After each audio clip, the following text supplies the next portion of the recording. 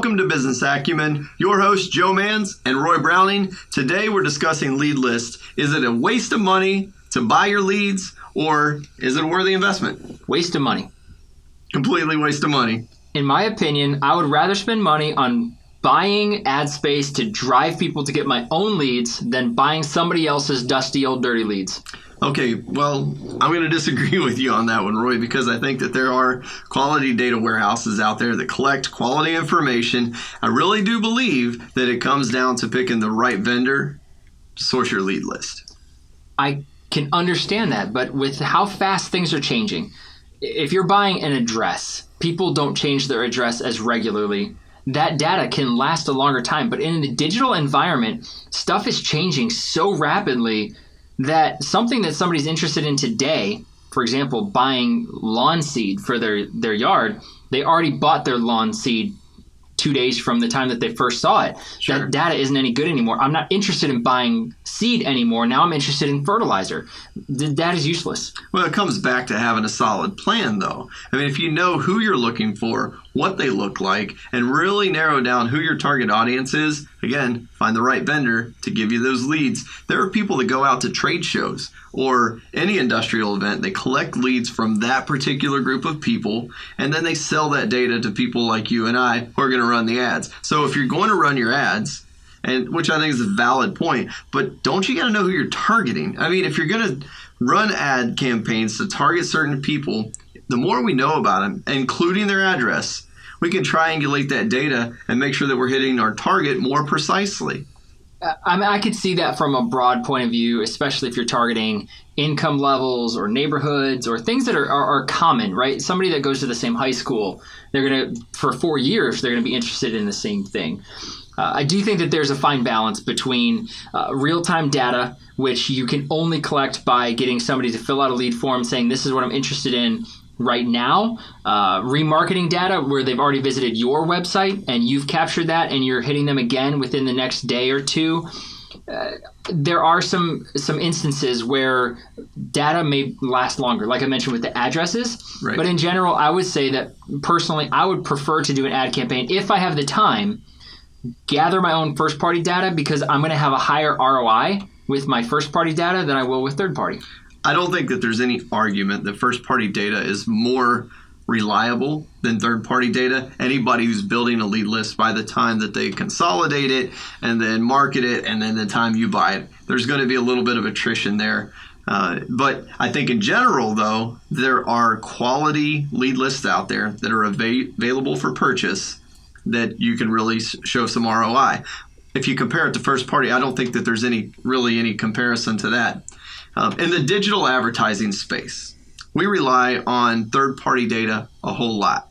In fact, whenever we build digital ad campaigns and we want to target, we can go down to categories, in fact. And that category data is based on a profile that lives in the cloud somewhere that is a consolidation of first-party data. In other words, how a user is navigating the web, but also the information they provide through lead source collection points. So that data is good, and I would almost, in fact, I'm going to go ahead and make the statement that I think the data can be more reliable if you get it from a good source than it ever has been. Because if you take that tangible data that people are collecting on paper lead cards at certain events and you combine that with the digital sources that are collecting data and putting all those pieces together, that data is going to be more reliable than it ever has been before. Yeah, more data points means more consistency. Correct. All day long. So I'm going to stand by my statement that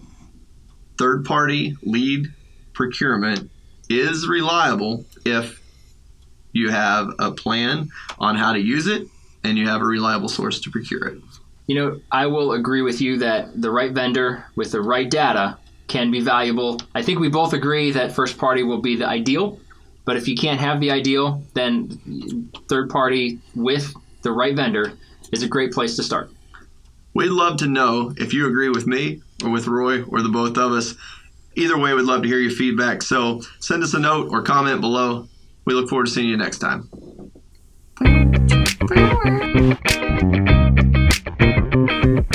Welcome to the Sum It Up section of our episode today.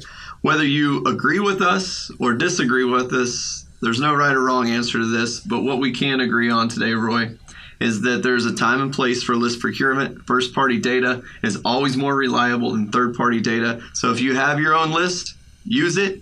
If you're going to procure a third-party lead list, be sure you do your research. Be sure you have a plan to execute. Yeah, pick the right vendor. It really comes down to how old that data is, how much do they keep it up. You don't Reliability is everything, right? Absolutely. You don't want to buy old data. All right. Thanks for joining us.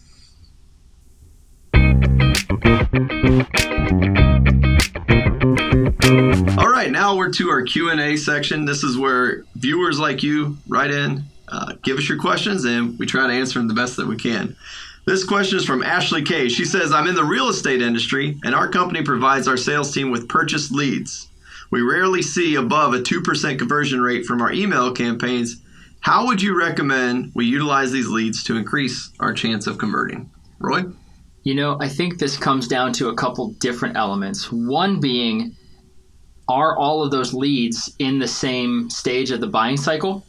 If somebody's just thinking about listing their house or somebody just bought their house, that could be a big thing. We mentioned earlier in the episode that the length of time that data has sat in that person's warehouse could be a big thing. If there's been even 30 days between the time that they got that lead and now, that person could have already sold their house. So especially in the real estate industry, that could be a big thing. So one, I would say the length of time that lead has been there. Ask questions. Send an email out that asks a question. Are you still interested in buying a new house? Are you still interested in selling your house? And then from there, maybe you can segment those leads into more particular targeted audiences. Those who just bought a house, maybe there's something you want to do to stay top of mind with that person. Somebody who's interested in selling their house, that's definitely somebody that is going to be a key audience. Somebody who's in the middle of buying, maybe they already have a real estate agent. What I've found is that if you send information about things that they should know during the process, even if they're not using you, they're going to remember you the next time. Or they might tell their friends who are getting ready to buy a house, oh, hey, such and such real estate agent told me about ABC. It was really helpful. Maybe you should consider them. So what you're talking about is further qualifying the leads that are on the list that's being procured, see where they are in the purchase process, and then taking it from there. Exactly. I love it. That's great feedback. We'd love to hear your questions, whether it's about this episode or one in the past. So leave your comments below. We'll see if we can get to them for you. We hope we can. Yep. Thanks for watching. See you next time. To learn more, follow us online at sumitup.biz. If you found value in this podcast, please leave us a review. See you next time.